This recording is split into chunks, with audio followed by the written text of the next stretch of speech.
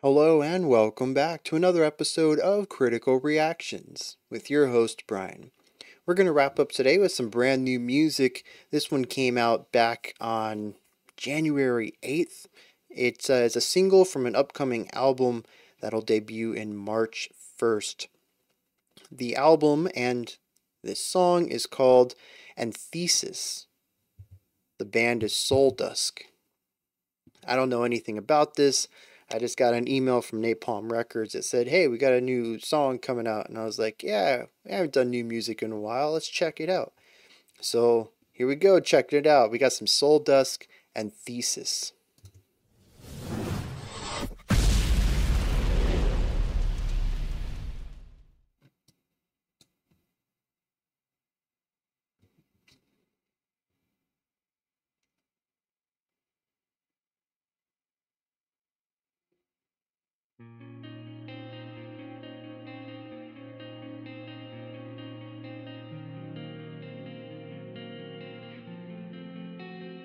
Really nice reverb on this. That's a very distinct mood.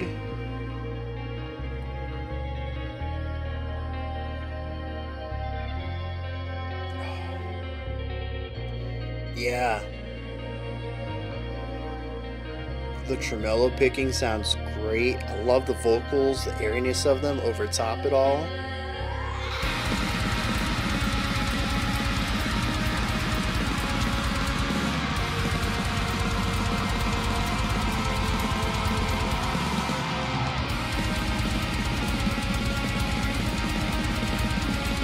Unexpected black metal.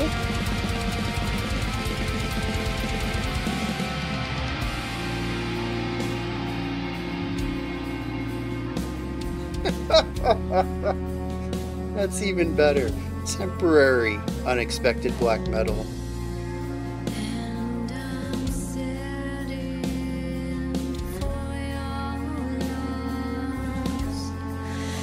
Those little grace snare notes are so good.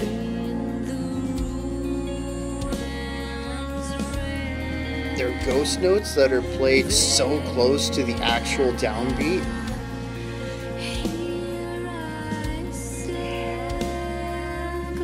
The spaciousness is so good. It's not a very large sound sphere, but there's plenty of openness in the middle of it.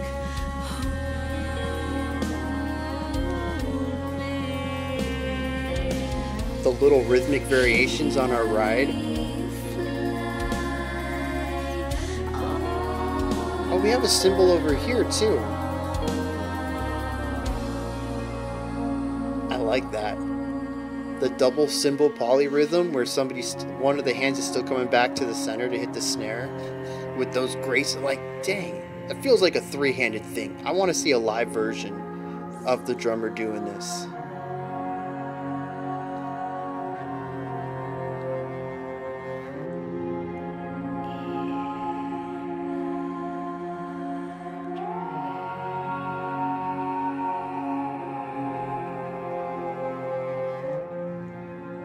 Just beautiful slurs between the notes. With the extra help of the reverb,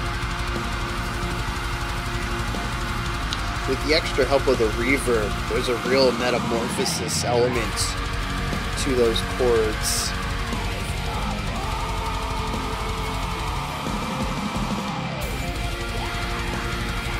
Really high fidelity production though for black metal.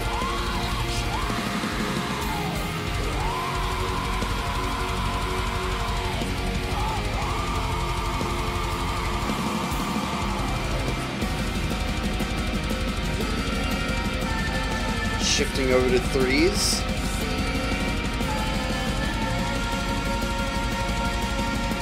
Yeah.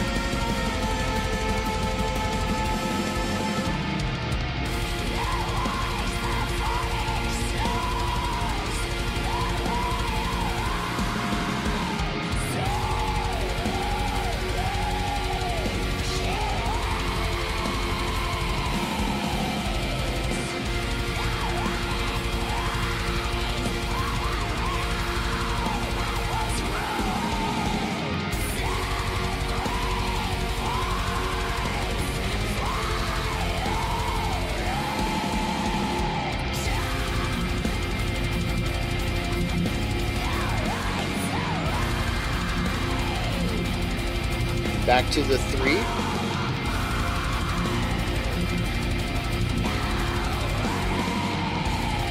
And it's a 5-bar phrase. Very cool. Yeah, so there's a lot of 4/4 in this track, and right before we hit that outro there, this is just going to be the typical Napalm Records stuff. Yeah. All right. Right before we hit that outro, we were in a 4/4 with straight eighth notes coming out of the drums, giving us that rigid black metal beat in the background. We moved from that though. We changed the time signature to 4/4, and we changed the phrasing from 4-bar phrasing to 5-bar phrasing. So not only do we kind of get thrown a little bit at the very beginning, moving from 1 2 3 4 to 1 2 3 1 2 3 1 2 3, kind of lurching into that one, but also that part gets cut short, but the idea as a whole is expanded. At the end of the 4th bar, there's a 5th bar to the idea. It's a version in 2 different directions along the same axis at the same time. Very cool.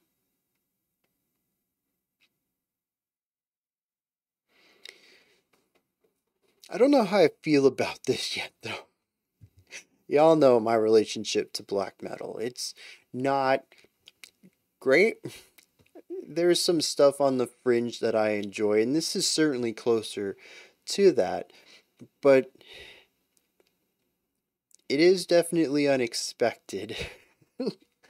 I'm sure it's great content. Everybody loves to see my dumbfounded face when it happens, but it is nothing about Suldusk themselves. You know, this is just a trend for a lot of stuff. It is a little disheartening when I find music I'm really grooving to. The intro to this, gorgeous. Our middle section is beautiful. The juxtaposition to the black metal is intentional, I'm sure. It creates a stark contrast between the two, and contrast is one of the things I hammer home a lot on the channel. It's the thing that's easily going to draw my attention towards something and probably make me enjoy it. In fact, black metals, especially third wave stuff, their lack of contrast is what kind of turns me off from them. You think it'd be weird that I'm up here like, man, it's too contrast, but it isn't too contrasty. It's just, it's different. And I think the unexpected part is really what gets it for me. I am going to add this album to my radar. Or my calendar? I don't know what I'm going to do this year.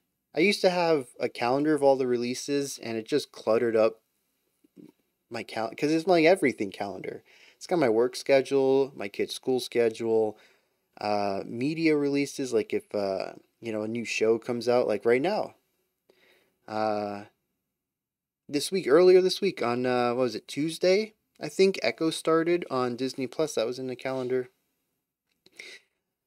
And now music releases. Like, it gets pretty cluttered. I think I'm just going to put it in a spreadsheet. Anyways, rambling here a bit. This is going on my radar. I'm going to check this out, hopefully in March when it comes out, because this track right here has me intrigued. Here's the deal, right? It has melodic atmospheric writing. Violins, very cool guitar work. There's tremolo picking in there, which is sort of black metal, but it's done with a very different harmonic element, different chords and keys and note intervals. At times it feels a bit Spanish, but I think predominantly has more of a classical leaning towards it. What I'm saying though is it's sort of all over the place. It's eclectic. It has influences from several places. It also has heavy reverb, which fits very well with the ethereal airiness of the vocals. It all comes together into sort of a foggy dream. everything sort of blurring together. In fact, once the violins come in our second one of these sections, not our intro, but what even is the structure? We have intro and then fake out black metal that's like, I don't know, 16 bars long. It's pretty short. And then we get into the meat of the ethereal stuff and then our black metal outro. Like A, B, C, D, just like straightforward, linear. But there's callbacks, which is cool. I'm getting off topic. Let's get back to this. The violin stuff in that second ethereal section, and when it was paired with the vocals, I really loved their use of slur, moving from one note to the other gradually rather than stepwise. Instead of going ba ba, you go ba, and you slide into it. We have a lot of this, but when it's paired with the reverb and the delay, it ends up feeling metamorphosy. It isn't just a slide into it. It is the slide into it, and then the delay also sliding into it, and the reverb expanding it all out. And it's not just a straight line anymore. It's everything merging together. To me, it comes across as, I think the word I used was metamorphosis. It wasn't really one point to another. It's sort of all of this space between happening simultaneously. It sounds really cool.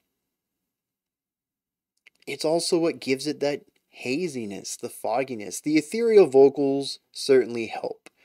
They're going to present that bodiless element to it. But it's also just the amorphous component to the melody itself. It's its own thing, moving in a linear line from one point to another, but it's also everything in between happening simultaneously. It's really difficult to lay down what's happening at any moment.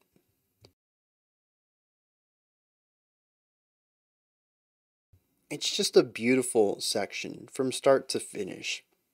It was a great way to introduce me to the band, and a great way to fill out a good chunk of the middle of the track.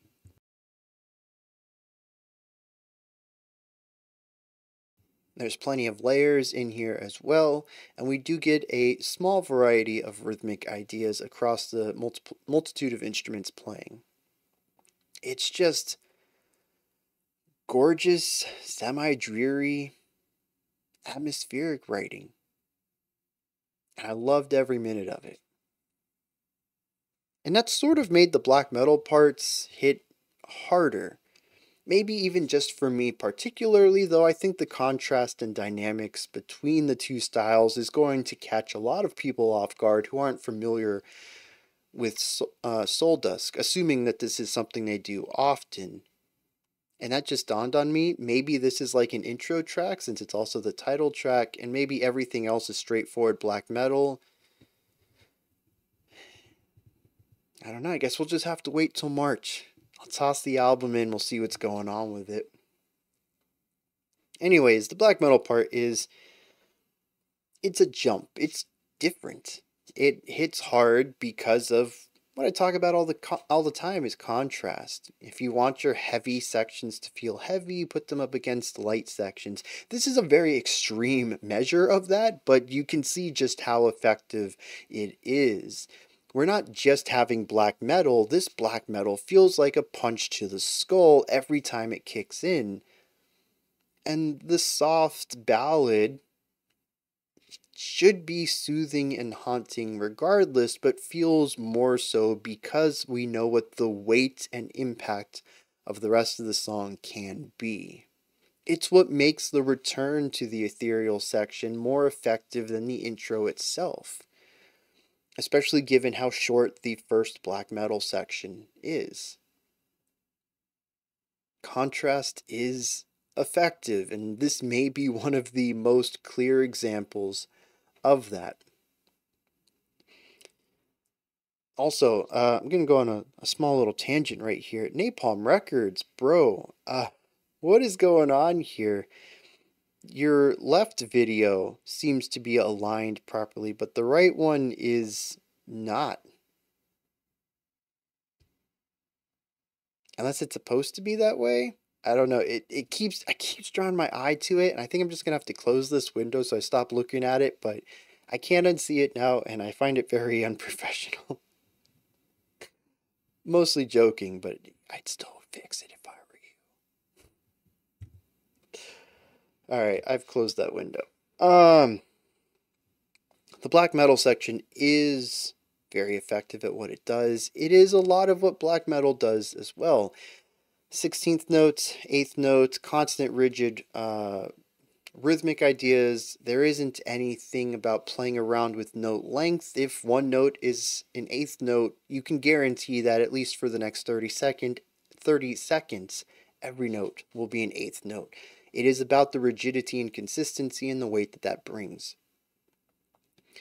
Her vocals, though, she treats them more melodic than I've heard many black vocalists do. She still only has like 2 or 3 tones, pitches that she can achieve, or maybe that she showcased. Again, I don't want to assume anything based on just 5 minutes of music from a group.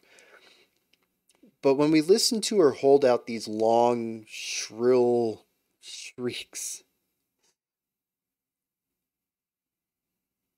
they have pitch to them, and she creates these held out, overlying phrases with them. It creates something melodic in a place where I don't typically associate melody. I appreciate that here. It's like a violin playing over a moving orchestral piece, just holding out some notes at the top in order to create a foundational height, a ceiling, if you will, for the song. Ooh, actually, in that way, the guitars do create a floor, and she creates a ceiling, and that's what creates a lot of the spaciousness in that section. One of the things I want to talk about is the production of this black metal section. I spoke about in the reaction that there's a spaciousness in the ethereal moments, that the production creates room for all the instruments, but it has an emptiness at its core despite being a rather small production. There's a lot of compression, it's very tight to the listener, but it still finds room to create space. The black metal section creates space as well, and I couldn't quite put my finger on it. I thought, first of all, it was just the high fidelity of it. The guitars aren't compressed down to a black and white static. They have a tone to them. I can hear the notes. I can hear the individual picking of the faster playing, and I can hear the pitches, the chords, even in some places. The drums are not compressed and crunched down either. They're exceptionally clear, and the vocals do have some compression to them, both physically, naturally, and on the production side. And I do feel they're pushed to the background just a little bit more than the clean vocals are in the ethereal sections. It is a very black metal production, and kind of sort of metal in general, stuffing the vocals a little bit more into the mix than you would expect from a more mainstream style of music. And it actually does create an interesting juxtaposition where her vocals sit on top of and sometimes alongside the instruments in the ethereal clean sections, but when she chooses to use harshes, they get stuffed into the mix, really pushing from a pop-oriented production to a more metallic one.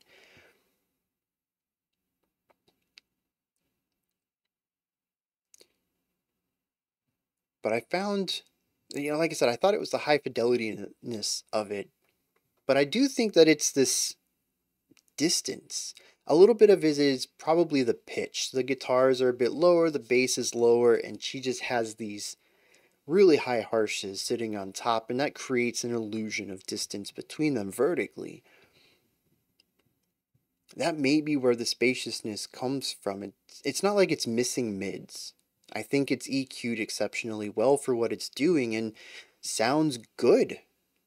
Black metal is not usually a genre that I say it sounds good. It usually sounds gritty and disgusting because that's what they're going for. but it also feels big. And black metal doesn't always do that. Even mid-fi black metal is a bit too compressed for that. It's aggressive and weighty, but big is not usually the word I would use for it. And this is, and I think it's because of this divide, this gap that sits in the middle. It's not an emptiness, but it is a distance. It is filled, but it is large.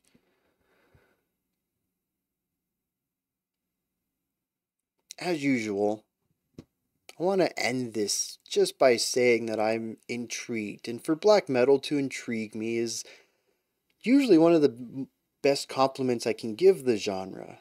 It's also not entirely black metal. It's experimental black metal.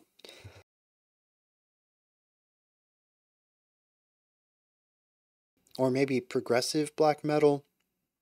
Regardless, it certainly has a poppier element to it. Not like pop music, but taking influences from the production and melodic writing of popular musics, including rock and even popular metal, while also drawing heavily from pop production. So it's not black metal, which is probably why I like it, but it includes black metal elements. And that's definitely the area of black metal that typically I'm going to gravitate towards if I listen to it.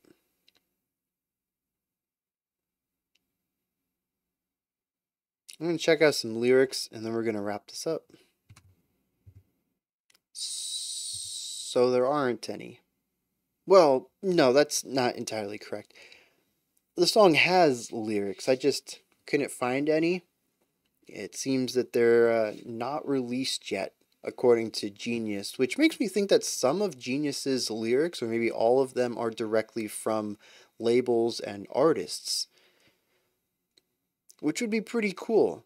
Gives it a little bit more authority than "this is what I heard, I hope it's right," because I don't know about you, but I mishear lyrics in pretty much every song. There are songs that I've been singing for a decade that I picked up the lyrics by ear, and I read the lyrics like in the pamphlet, right? In the insert in the CD in the jewel case. I'd be like, wait a second, that's what he's been saying? I've been singing it wrong for a decade, and by then I'm not changing. I'm going to sing it wrong for the rest of my life. But yeah, so I couldn't find any lyrics yet. Hopefully, when the album gets released, maybe I can read them, but it's a couple months off. So we're just going to wrap this up. Those are my thoughts on, I got to pull the window back up, Suldusk's Anthesis. You know what's really weird is I read Anthesis for so long, and then I went to read the title at the beginning of this video, and I almost tripped over it because I was going to say antithesis, and then I actually read the word. Isn't that weird? You'll like gloss over a word, store it in your brain wrong, and then later on you'll be like, that can't be what I read last time. So yeah, those are my thoughts on Anthesis. Let me know what yours are. Did you enjoy this? Are you going to be checking it out in March? Is this too blackened for you? Or are you a true cult purist and it's not blackened enough? Let me know down there in the comments. Above that, in the description box, you can find a link to Discord in there. It'll take you to this menu. You can find links to my music, ways to support the channel, a link to the Discord server, and so much more. Above that, if you could, like, subscribe, and ring the bell. I greatly appreciate all three of those. Alright, that wraps it up for this week. I'll be back tomorrow at 5 p.m. Eastern Standard Time. We got an album to dig into. And tomorrow morning, 10 a.m. Eastern Standard Time, I'm going to drop my Album of the Year video. I think y'all are going to like that. I mean, y'all like it every year, but I think y'all are really going to like this one. Also, might be some spicy takes in this one. We'll see. We'll see.